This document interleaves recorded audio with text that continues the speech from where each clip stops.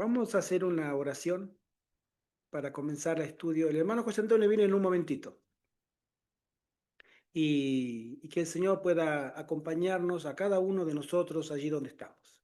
Oremos. Nuestro querido Padre que estás en el cielo, Señor, en el nombre de Jesús, muchas gracias, Padre, porque nos has traído otra vez a reunirnos en tu nombre, Padre, también en tu santo día sábado, para gloria de ti, Señor. Gracias.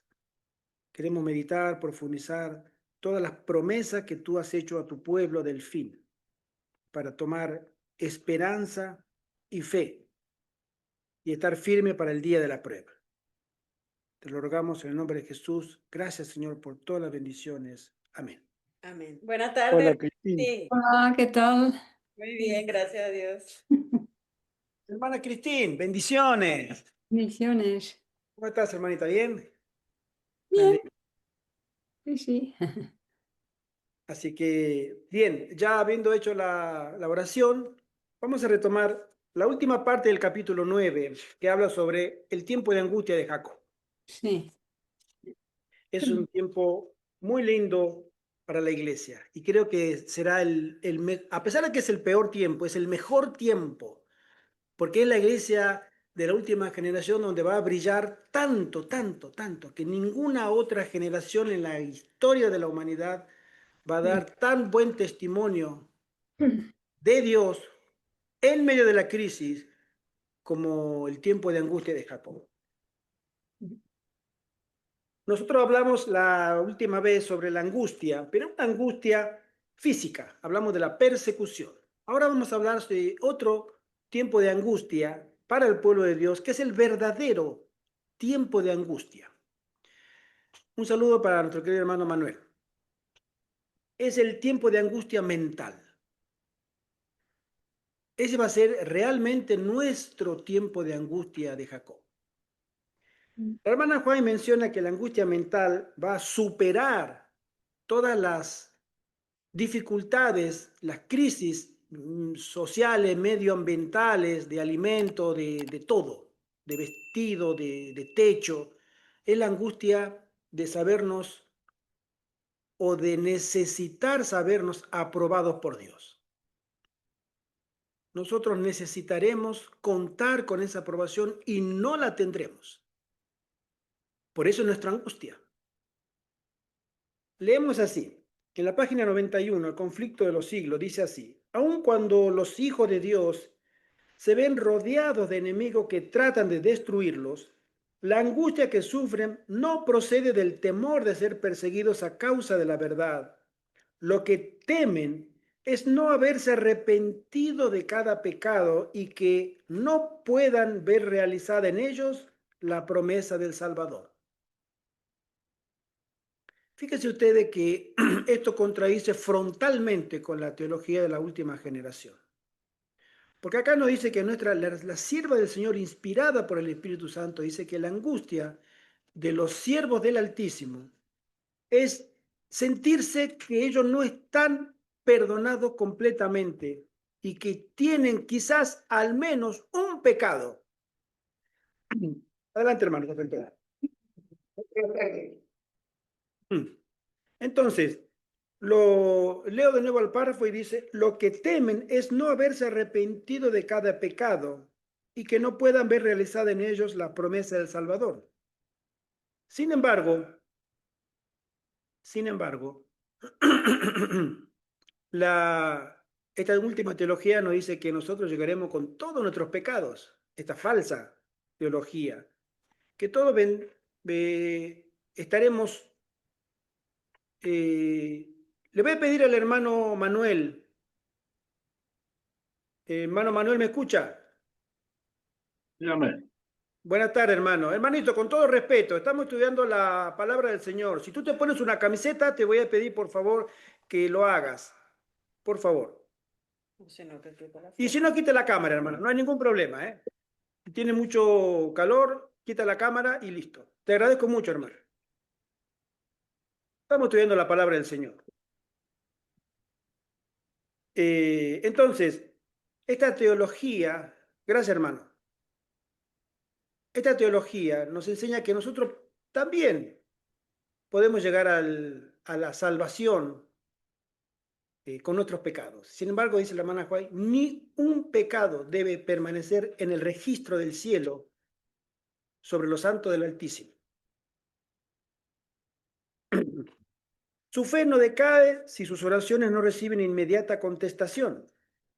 Aunque sufren la ansiedad, el terror y la angustia más desesperantes, no dejan de orar. Echan mano del poder de Dios como Jacob se aferró al ángel. Y de sus almas se exhala el grito, no te soltaré hasta que me hayas bendecido. Ese es el tipo, el modelo, la enseñanza que nos deja la experiencia de Jacob con el ángel. Mientras Satanás acusa al pueblo de Dios haciendo hincapié en sus pecados, el Señor le permite probarlos hasta el extremo. La confianza de ellos en Dios, su fe y su firmeza serán rigurosamente probadas.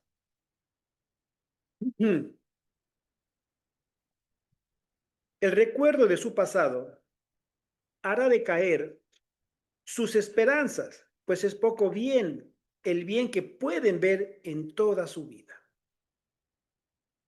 Reconocen plenamente su debilidad e indignidad. Satanás trata de aterrorizarlos con la idea de que su caso es desesperado, de que las manchas de su impureza no serán jamás lavadas. Espera así aniquilar su fe, hacerles ceder a sus tentaciones y alejarlos de Dios. Ese es el plan de Satanás, desanimarnos. Y ese es el plan hoy, y siempre lo fue.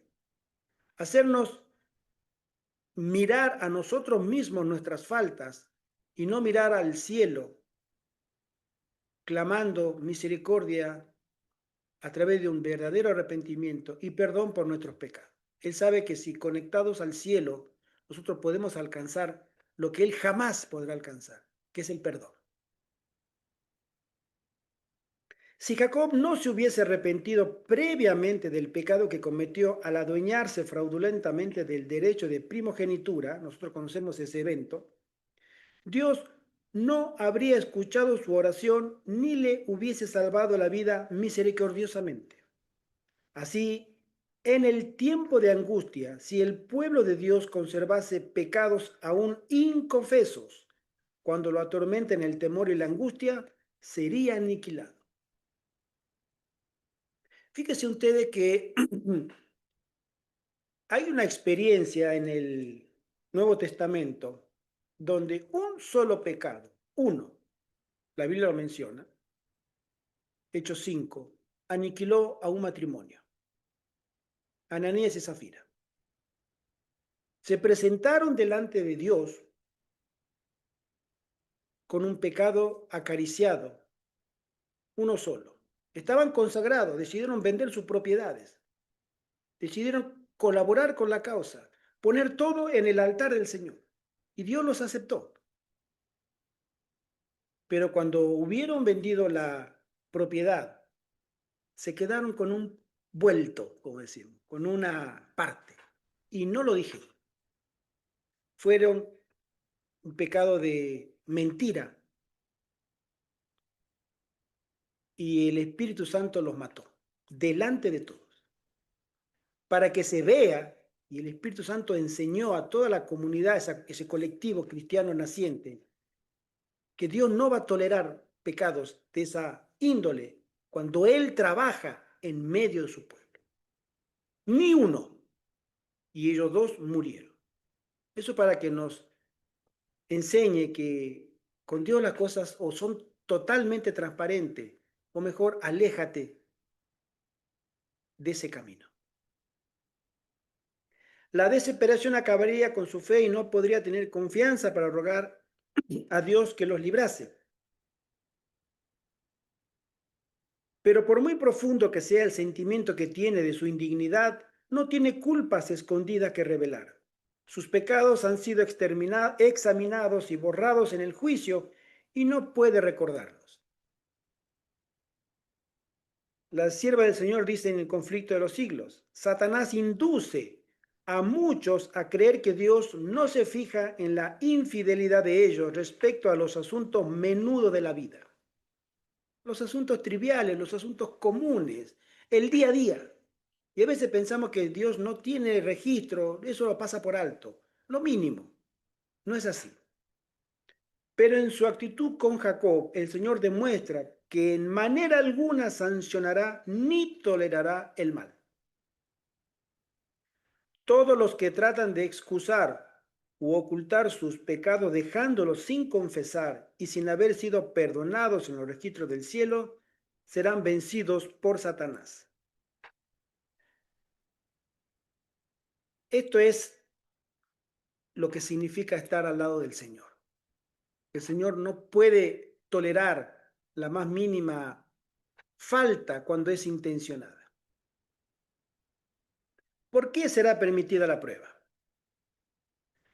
Los que solo ejercitan poca fe están en mayor peligro de caer bajo dominio de los engaños satánicos y del decreto que violentará las conciencias. Y aún en el caso de soportar la prueba, en el tiempo de angustia se verán sumidos en mayor aflicción porque no se habrán acostumbrado a confiar en Dios. Acá nosotros vemos que la experiencia que tantas veces se habla de este lugar es una experiencia, una relación de experiencia personal. Es muy lindo leer un libro, lo estamos haciendo. Es muy lindo escuchar un sermón, cuando el sermón habla conforme a la ley y el testimonio. Es muy lindo llegar a la iglesia o delante de la presencia del Señor y tener un momento de recogimiento y de meditación, escuchar una buena prédica. Eso es muy lindo. Es muy lindo cantar un himno y muy lindo también cantarlo en grupo. Esas son las vidas religiosas que el Señor nos pide que tengamos. Pero no hay nada mejor que una experiencia personal. La experiencia personal es algo que no está, como lo dice la palabra, dada al público. Es personal, es mía, privada, es tuya, privada, es de cada uno de nosotros, es una experiencia privada. Y esa experiencia privada es la que cuenta en el día de la crisis. Porque si tú has tenido una experiencia privada con el Señor, de arrepentimiento, de compañía, de sentir la presencia del Espíritu, la presencia de los ángeles a tu lado, sentir paz en el momento de la prueba, tú estás fundado sobre una experiencia viva con el Eterno por la fe. Pero si no has tenido esa experiencia, y solamente fue una experiencia pública, una experiencia normal, cuando llega el momento de la prueba, tú no tienes eso que te va a vincular, te va a conectar con el cielo por fe, por el tamaño de la prueba. Ahora tú no puedes ver la diferencia, pero cuando viene la prueba y tú tengas que dar testimonio, ¿qué testimonio vas a dar si tú no lo conoces a Él? Porque la presión del medio ambiente, esa presión de hombres y mujeres que te miran, y hay una mirada que es muy penetrante y te callan la boca si tú no estás confiado en el Señor. Y tú no puedes hablar, tú no puedes dar testimonio. Es una experiencia que hay que experimentarla. Las lecciones de fe que hayan descuidado tendrán que aprenderlas bajo el terrible peso del desaliento. Los asaltos de Satanás son feroces y resueltos, sus engaños terribles, pero el ojo de Dios descansa sobre su pueblo y su oído escucha su súplica. Mis queridos hermanos, si ustedes quieren preguntar, opinar, hablar, aportar, siéntanse libres, por favor. Su aflicción es grande, dice la hermana Juárez en el conflicto de los siglos. Las llamas del horno parecen estar a punto de consumirlos, pero el refinador los sacará como oro purificado por el fuego. El amor de Dios para sus hijos durante el período de su prueba más dura es tan grande y tan tierno como en los días de su mayor prosperidad, pero necesitan pasar por el horno de fuego. Debe consumirse su mundanalidad para que la imagen de Cristo se refleje perfectamente. Es en la crisis donde uno crece.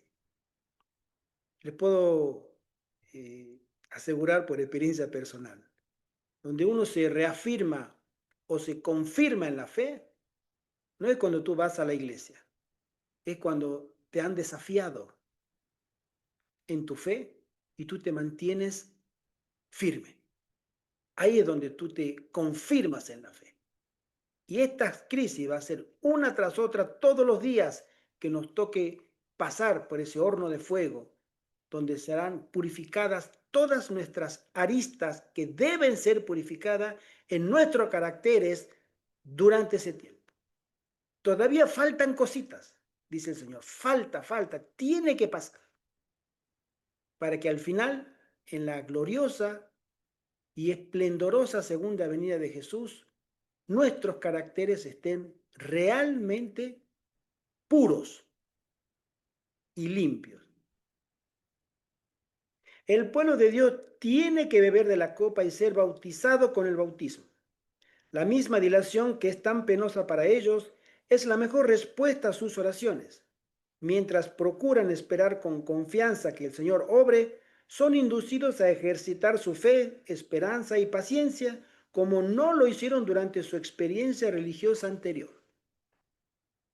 Los hijos de Dios pasan por el tiempo de angustia. Esto también es una posición completamente, llamémosle adventista, porque todo el mundo evangélico o protestante dicen que ellos no van a pasar por este tiempo. El rapto los liberará de la crisis del mundo. Serán llevados al cielo y solamente los malos pasarán. Y la Biblia no habla eso. Dice así, ninguno sino los 144,000 pueden aprender aquel cántico, pues es el cántico de su experiencia. Una experiencia que ninguna otra compañía ha conocido jamás. Habiendo sido trasladados de la tierra de entre los vivos, son contados por primicias para Dios y para el Cordero. Han pasado por el tiempo de angustia cual nunca ha sido desde que ha habido nación. Han sentido la angustia del tiempo de la aflicción de Jacob. Muchos, dice la hermana White,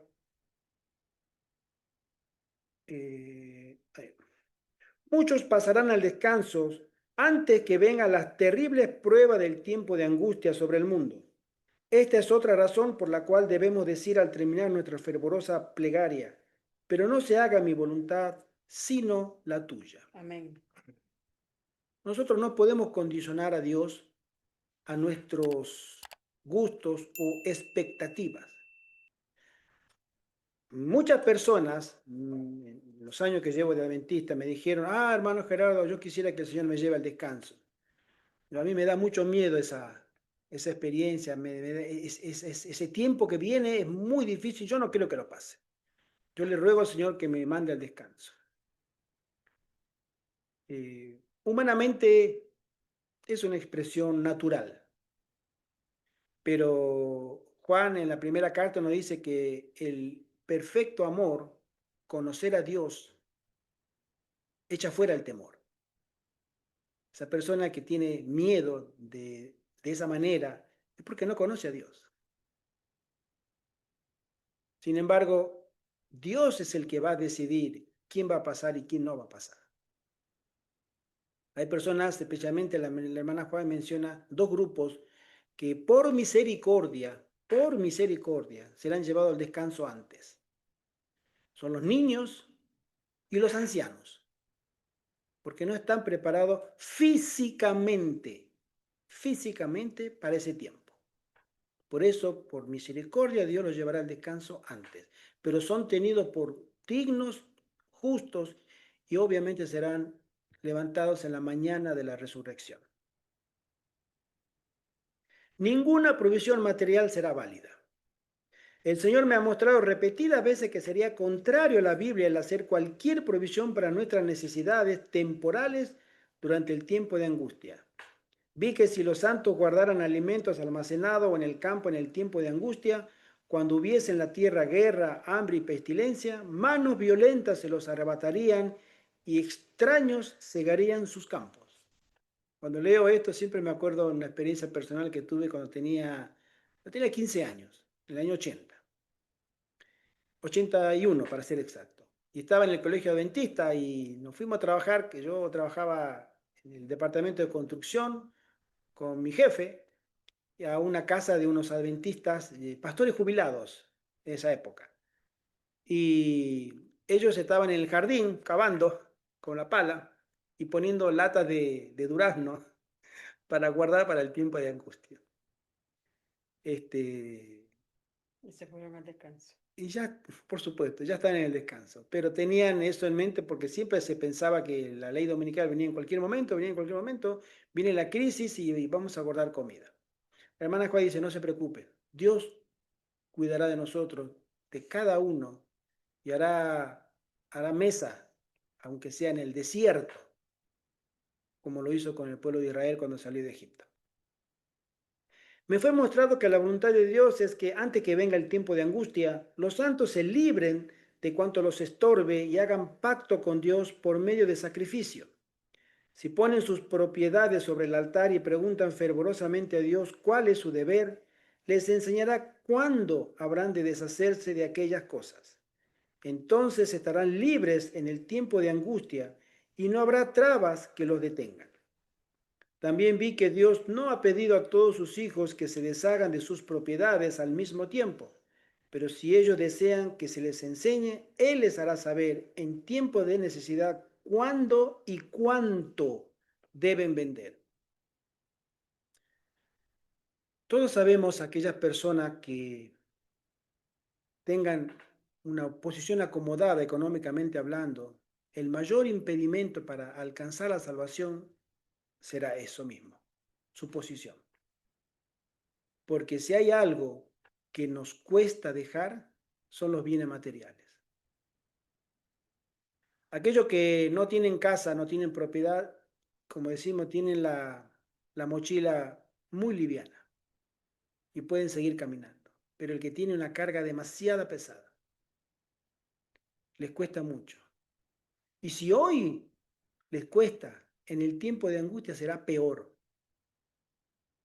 Y cuando quieran hacerlo, porque ya se ven acorralados y saben que no queda más tiempo, las leyes habrán cambiado tanto que no podrán tampoco. Y el Señor les reclamará, todo el tiempo anterior has tenido la oportunidad y no quisiste. Has jugado con tu suerte y ahora que ya te encuentras acorralado, lleno de miedo, quiere dar manotazo de ahogado, como se dice. ¿Y tú ahora quieres hacerlo? La obra de Dios necesitó de tus recursos todo el tiempo y no quisiste ponerlo en el altar. Se necesitó para poder hacer folletos, para hacer libros, para ir a viajar y llevar el evangelio. Se necesitó el sustento para los predicadores y tú lo tenías y no quisiste. Y tú ahora quieres, ahora no puedes. Aún muchos se les arrebatarán, se les expropiarán sus bienes. Tuviste la oportunidad y no la aprovechaste. Muchas almas no encontrarán paz ni salvación, porque habrán puesto, como dice el Señor, donde esté su tesoro, allí estará su corazón. Y si tu tesoro eran tus pertenencias, tus bienes, allí te quedas, junto con tus bienes. Tenga el Señor misericordia de su iglesia. Amén. Refugio divino. Él te librará del lazo del cazador, de la peste destructora. Con sus plumas te cubrirá y debajo de sus alas estarás seguro. Escudo y adarga es su verdad. No temerás el terror nocturno, ni saeta que vuele de día, ni pestilencia que ande en oscuridad, ni mortandad que en medio del día destruya. Caerán a tu lado 1000 y 10.000 a tu diestra. Un saludo, hermano Francisco. Hola, hola. Feliz sábado. Feliz sábado, hermano. Feliz sábado. Pero a ti Feliz no sábado. llegará. Feliz sábado, hermano. Feliz sábado, hermano. Ciertamente con tus ojos mirarás y verás la recompensa de los impíos, porque has puesto a Jehová, que es mi esperanza, al Altísimo por tu habitación. No te sobrevendrá mal, ni plaga tocará tu morada. Esa es la promesa del Señor que nos da cada uno de nosotros, si nos mantenemos fieles. Es una promesa condicional como todas las promesas del Señor. Tú eres fiel, yo seré fiel. Tú eres generoso, yo seré generoso.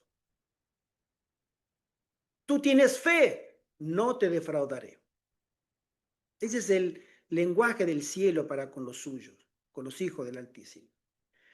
En Salmo 10 dice, Dios es nuestro amparo y fortaleza, nuestro pronto auxilio en las tribulaciones. Por tanto, no temeremos aunque la tierra sea removida y se traspasen los montes al corazón del mar, aunque bramen y se turmen sus aguas y tiemblen los montes a causa de su braveza. Bramaron las naciones, titubearon los reinos, dio él su voz, se derritió la tierra. Jehová de los ejércitos está con nosotros. Nuestro refugio es el Dios de Jacob. Amén. Todas estas promesas las veremos cumplirse delante de nosotros cuando el Señor tenga que obrar esa obra extraña de pedirles cuentas a un mundo impenitente. Y nosotros como pueblo en el medio. Pero al obediente se le hace la promesa. Habitará en las alturas, fortaleza de rocas serán su lugar de acogimiento. Se le dará su pan y sus aguas serán seguras. Los hijos de Dios vivirán por esta promesa. Serán alimentados cuando la tierra esté asolada por el hambre. No serán avergonzados en el mal tiempo, y en los días de hambre serán saciados. El profeta Habacuc previó este tiempo de angustia y sus palabras expresan la fe de la iglesia. Estas son una de las promesas más lindas del Antiguo Testamento y de la Biblia. Una de las más lindas. Dice así, aunque la higuera no florezca, ni en las vides haya frutos, aunque falte el producto del olivo y los labradores no den mantenimiento, y las ovejas sean quitadas de la majada y no haya vacas en los corrales, fíjese usted, no hay nada, estás en bancarrota, te han dejado todos, no tienes ni siquiera un pan en tu mesa, ni nada guardado en tu nevera. Parece que llegó la crisis y llegó para quedarse. Y aún así, dice él, con todo yo me alegraré en Jehová y me gozaré en el Dios de mi salvación. Por eso decíamos esta mañana que la crisis es donde uno revela realmente en qué lugar está delante del Señor.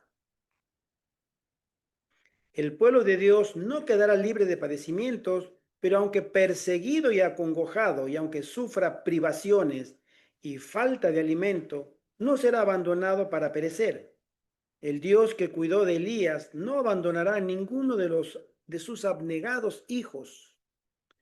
El que cuenta los cabellos de sus cabezas, cuidará de ellos y los atenderá en tiempos de hambruna. La hermana Juay mira en este tremendo tiempo de angustia, donde ya todo lo que conoce, la sociedad que conocemos hoy habrá desaparecido. Se habrá instaurado una nueva sociedad autoritaria, una sociedad déspota con la minoría, donde ya Satanás habrá tomado el control él personalmente en la figura de la bestia que está en Roma y del falso profeta que está en Norteamérica, y va a dirigir al mundo como él siempre quiso hacerlo. Vi a los santos abandonar las ciudades y los pueblos y juntarse en grupos para vivir en los lugares más apartados. Esto de juntarse en grupos para vivir en los lugares más apartados, le digo, hermanos, en nuestra experiencia, personalmente donde hemos estado hablando con grupos o personas que querían formar puestos de avanzada, no es fácil. No toda la gente se adapta a vivir en grupo. pero se nos enseña, porque es un talento que hay que desarrollar, el poder convivir en grupo. No todos tienen la paciencia, no todos tienen, acá han llegado personas que me dijeron, no, no, yo vivir en grupo, no, yo quiero mi casa, yo quiero mi privacidad. Después nos preguntaban, hermano, pero una pregunta, mire, y si nosotros, mi esposa y yo, no estamos discutiendo, ¿por qué tienen que escuchar otras personas nuestras discusiones? ¿Por qué tenemos que estar todos tan juntos así? No, no, yo soy, sí, todos tenían sus motivos que pueden ser valederos, humanamente hablando, pueden ser valederos. Todos tenemos derecho a nuestra privacidad. Sin embargo, nosotros tenemos como experiencia, nosotros tres, como experiencia, más de 3 años viviendo en grupo. El hermano José Antonio lo hemos conocido hace un tiempo atrás y poco tiempo antes, un año antes aproximadamente de haber venido acá, nos conocimos. Él se hizo adventista 2 años antes de habernos conocido y él estaba recién llegado a la iglesia. Yo lo conocí a él con el tema de... Una vez el pastor Esteban Bor vino a España a hacer una conferencia y llegó a Barcelona.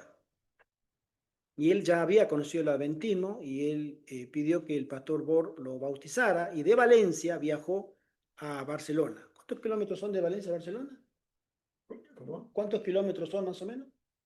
Bueno, pueden ser 300. Puede ser unos 300, 400 kilómetros. Sí, No es cerca ni es lejos, es como de acá a Madrid. exacto. Y lo conocí a él por medio de un video, porque el pastor Bor después, como él fue sacerdote católico por 38 años, el pastor Bor le hace una entrevista a él. Y ahí fue que lo conocí yo. Lo conocí primero por internet. Y después hicimos el grupo, y él estaba en el grupo, y ahí ya nos hicimos más amigos. Y después cuando nosotros vinimos, él atrás de nosotros vino y se quedó. Él su historia, él su familia, su vida personal, pero él, como nosotros, nos adaptamos a vivir en grupo, Sí. en familia. Gracias a Dios. Y hasta el día de hoy estamos juntos.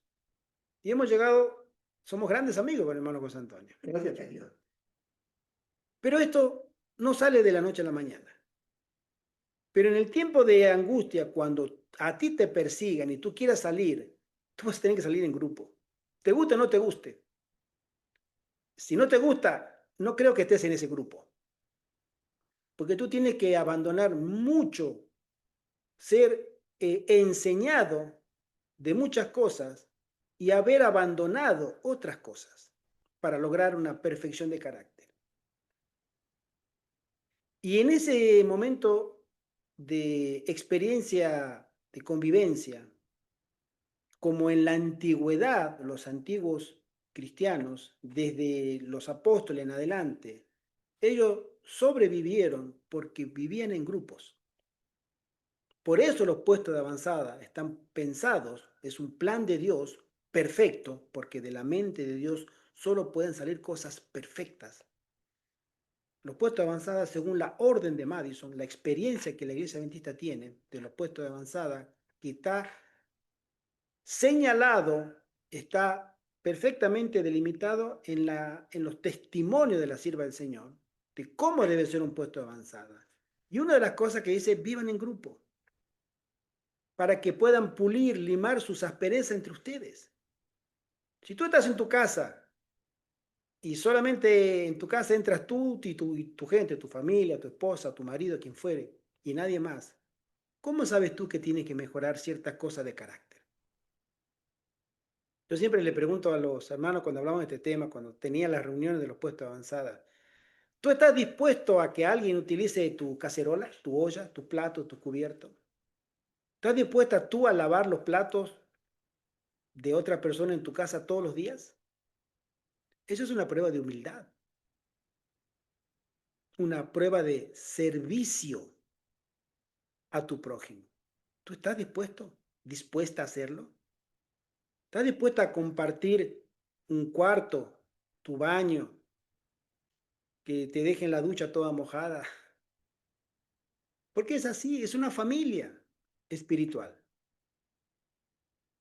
Que todos pongan lo suyo o parte para que la convivencia sea normal. cristiana con altos valores de convivencia. El Señor quiere que lo comencemos a experimentar ahora, para que cuando te toque por obligación, tú no tengas problemas. Una vez, nunca olvido, en una reunión que estábamos en una hermana de Madrid, acá en España, nos decía, yo no entiendo cómo ustedes, discúlpenme, dice, ¿no? Yo soy española y yo sé que en este grupo hay extranjeros, latinoamericanos, se refería a ella. Yo no sé cómo ustedes pueden soportar vivir en un apartamento, en un piso, le dicen acá. Varias personas de diferente nacionalidad, no se conocen, y viven todos juntos. Nosotros, yo en mi caso, jamás permitiría que en mi casa vivieran personas así. Pero ustedes viven sin problema, no entiendo.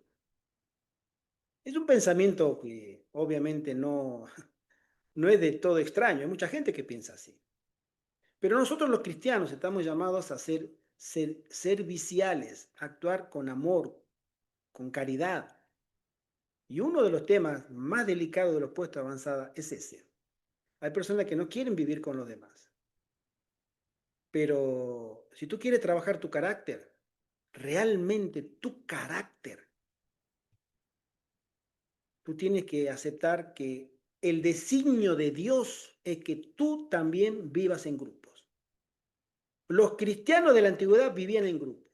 Los cristianos perseguidos por el Imperio Romano vivían en grupos. Los cristianos de la Edad Media vivían en grupos.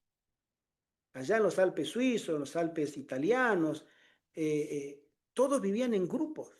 En el Piamonte. Todos.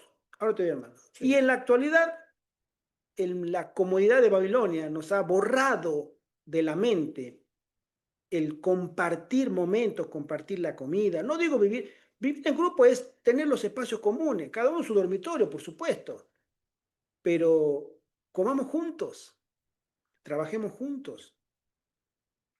Eso es una bendición porque eso pule muchísimo tu carácter. Hermano José Antonio. Sí. La prueba más difícil, te dice, la prueba más difícil para un ser humano es convivir en grupo con los demás. Por eso cuando en la Iglesia Católica, hablo de mi experiencia de sacerdote, cuando venía algún joven que quería ir a un convento, y yo le decía, mira, lo más difícil para vivir en un convento, en la comunidad, es que tú aprendas a convivir con los demás hermanos que vas a tener en el convento. Porque en realidad esa unión entre los seres humanos no puede existir sin Dios. Y hace falta un desarrollo de la espiritualidad de la persona para saber ver en los demás hermanos y no enemigos. Fíjense qué tan importante será este tema. Lo voy a comentar porque se me viene a la mente en este momento. La vez pasada nuestro querido hermano José Antonio se enfermó. Tanto. Se enfermó y se enfermó serio. Yo lo tuve que llevar al hospital, a la guardia. Y lo atendieron. Y después lo medicaron. Es una persona mayor. El próximo mes cumple 80 años. Y aunque su salud es fuerte, pasó por una crisis de salud aguda. Y después tuvo una medicación. Si no hubiera habido alguien para cuidarlo, ¿qué hubiera sido de él? A las 7 de la mañana aparecía en mi dormitorio con la Le pastilla. golpeaba la puerta. Todos los días, yo, pero ya me la tomaré yo, le decía. No, quiero traértela a ti a las 7 de la mañana. Bueno, estamos para cuidarnos. Eso hacían los cristianos de la antigüedad. Cuando eran perseguidos, se curaban las heridas, se preparaban la comida, se consolaban, se alentaban, oraban juntos, contaban testimonios y eso alimentaba la esperanza y la fe en ellos, en grupo. Se asistían y también enterraban sus muertos juntos. Y si una persona mayor perdía a su hijo o el padre o perdía a su padre, la persona que quedaba desprotegida la asimilaba al grupo y se hacía cargo de esa persona. Es muy importante valorar ese aspecto en los puestos de avanzada. Continúo. Los ángeles los proveían de comida y agua, mientras que los impíos sufrían hambre y sed. Vi después que los magnates de la tierra consultaban entre sí, y Satanás y sus ángeles estaban atareados en torno de ellos. Vi un edicto del que se repartieron ejemplares por distintas partes de la tierra.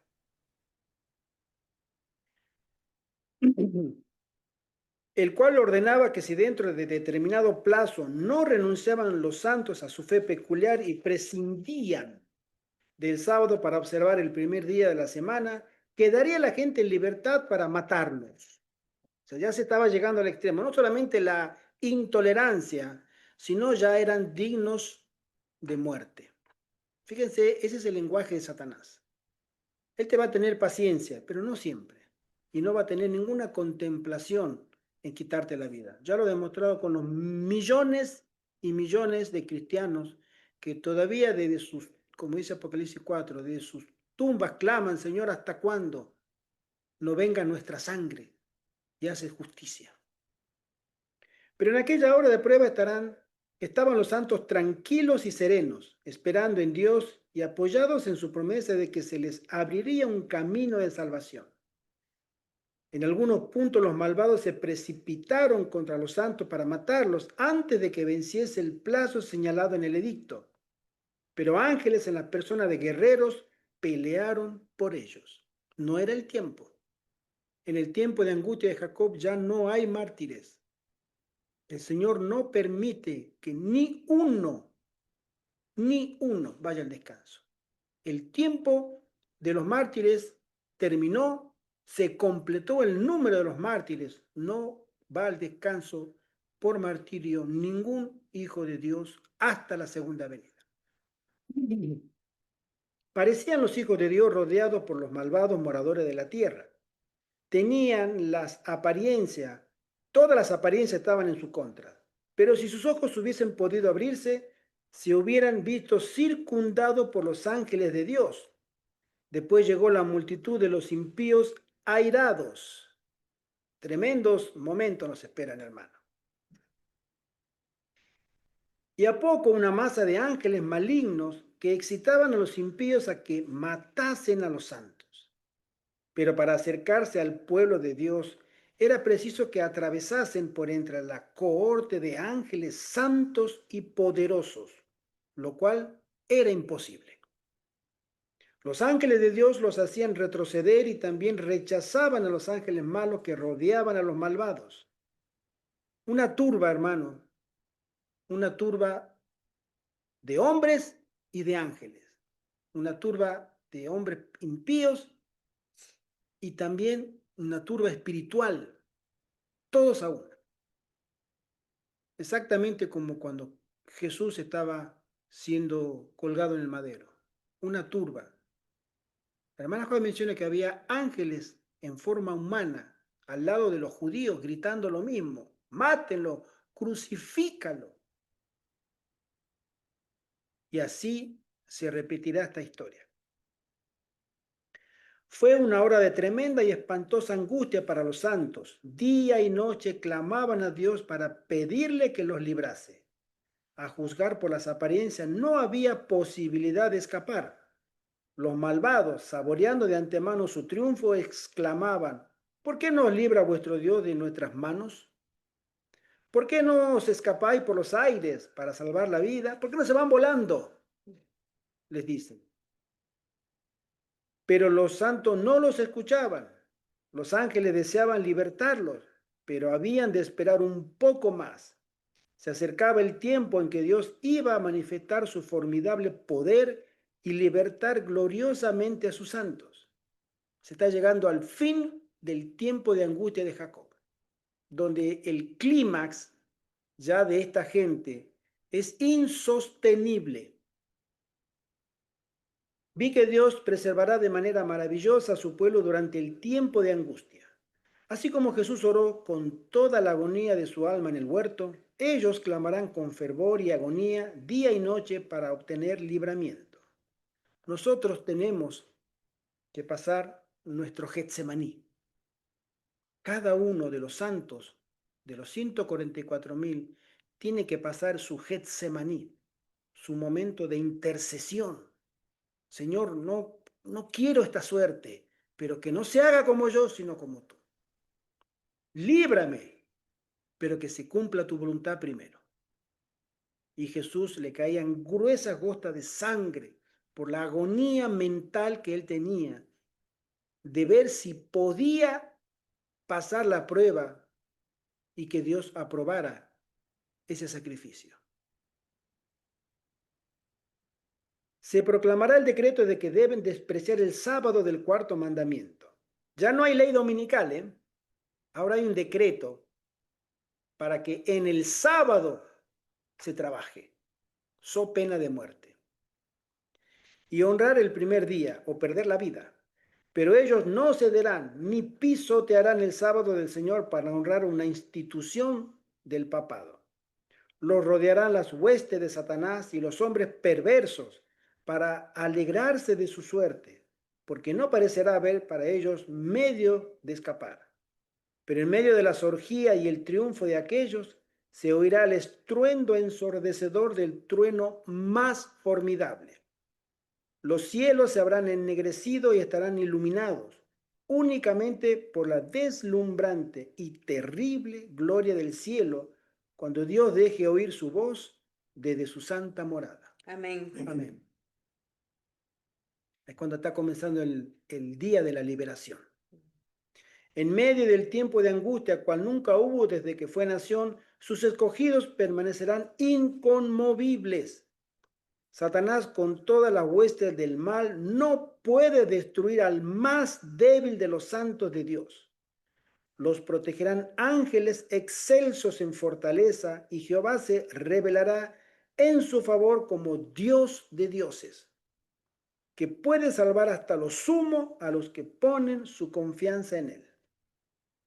Fíjense ustedes esta experiencia que pasó el pueblo judío después que sale de Egipto y Faraón da la orden: vayan tras ellos y mátenlos.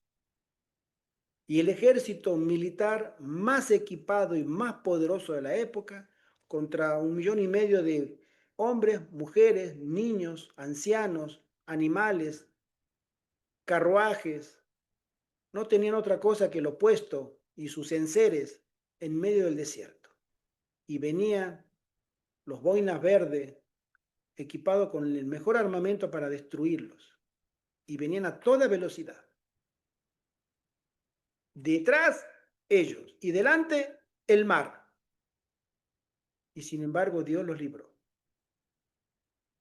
Ese mismo poder y ese mismo Dios liberará a los suyos en el tiempo extremo de angustia. Mientras los malvados estén muriéndose de hambre y pestilencia, los ángeles protegerán a los justos y suplirán sus necesidades. Escrito está del que camina en justicia, que se le dará pan y sus aguas serán seguras. Esto es muy cierto, hermano. No vamos a tener la cajita feliz de McDonald's, ¿eh? Ni nada que se le parezca. Pan y agua para ese día, para tener ese día el alimento que necesitaremos para sobrevivir. Pero detrás, los impíos solamente tendrán problemas, escasez, no habrá alimentos, el hambre lo pasarán ellos. Pero Dios preparará mesa a donde estemos, en todo su pueblo, en todo el mundo. Dios no abandonará a los suyos. Cuando los pobres y los menesterosos buscan agua y no la hay, y la lengua se les seca de sed, yo Jehová los escucharé. Yo, el Dios de Israel, no los abandonaré. Amén. Amén. La hora más sombría de la lucha que sostiene la iglesia con las potencias del mal es la que precede inmediatamente al día de su liberación final. Ya se está acercando el día. Pero nadie que confíe en Dios necesita temer, porque si bien el ímpetu de los violentos es como turbión contra el muro, Dios será para su iglesia amparo contra el turbión. Amén. Amén.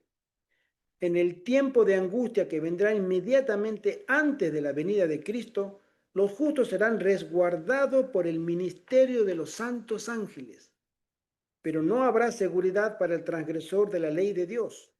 Los ángeles no podrán entonces proteger a los que estén menospreciando uno de los preceptos divinos.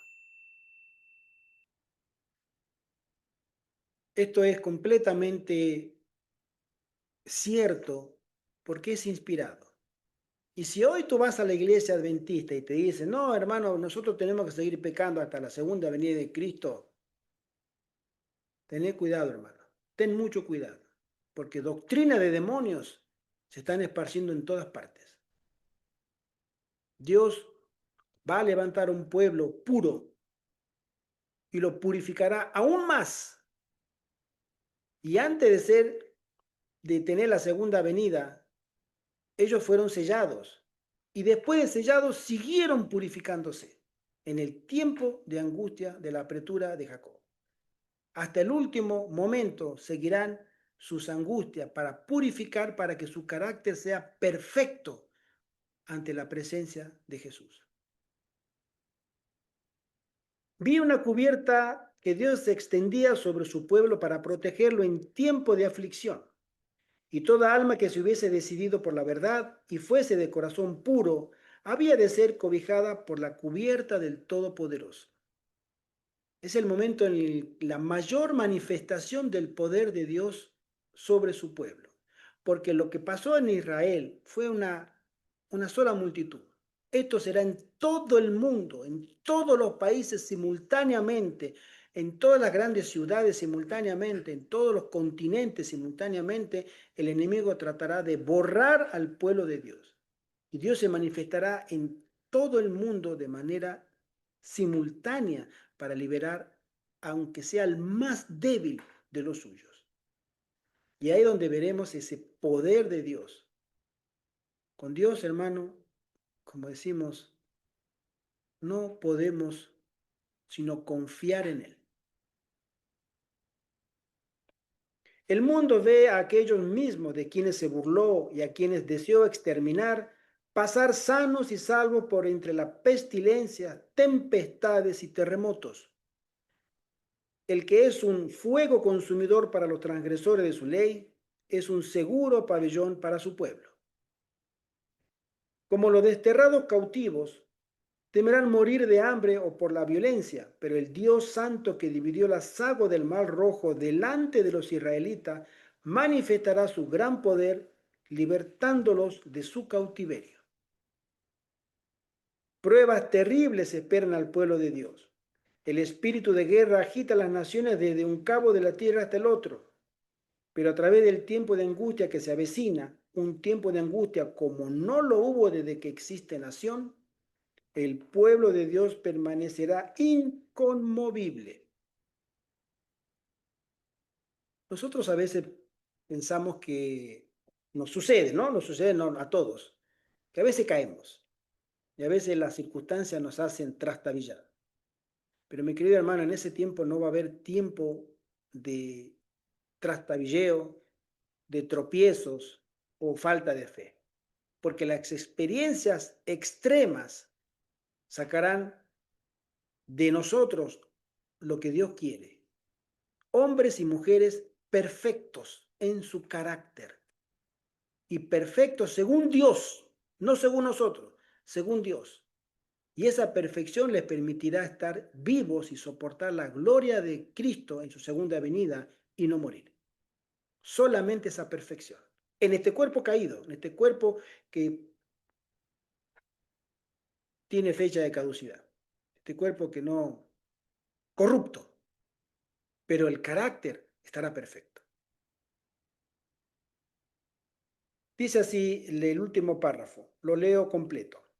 Pruebas terribles esperan al pueblo de Dios. El espíritu de guerra agita las naciones desde un cabo de la tierra hasta el otro. Pero a través del tiempo de angustia que se avecina, un tiempo de angustia como no lo hubo desde que existe nación, el pueblo de Dios permanecerá inconmovibles. Satanás y su ejército no podrán destruirlo, porque ángeles poderosos los protegerán. Amén. Amén. Mi querido hermano, mi querida hermana, tú no tienes que preocuparte por ese tiempo de angustia, porque Dios cuidará los suyos. Si tú tienes que preocuparte, y yo me tengo que preocupar, y cada uno nos tenemos que preocupar, es hoy. Hoy. Hoy. Hoy es el último día del mes de mayo del 2025. Mañana comienza el mes de junio. Hoy. Arregla cuentas con Dios hoy. Haz proyecto para ponerte al servicio de Dios hoy. Si tú te preocupas hoy por la causa de Dios, por ir a su viña a trabajar como obrero del Señor, déjale a Él que Él te prepare. Él te va a capacitar, pero tú tienes que tomar la decisión ahora. No esperes ninguna ley dominical, es una trampa. Y no dejes que seas entrampado y entrampada. No caigas en ese engaño. La preparación es hoy. Arregla tus cuentas con Dios ahora. Haz planes, júntate con personas que tengan tu mismo parecer, que amen la segunda venida de Jesús, que deseen trabajar para el Señor, que deseen ser siervos útiles en las manos del Altísimo y que Él pueda dispensar bendiciones a los demás a través de nosotros. No hay mejor privilegio y mejor lugar en el mundo que ser útiles en las manos del Señor. Ahora es el tiempo. Que cuando venga ese momento, el Señor se encargará.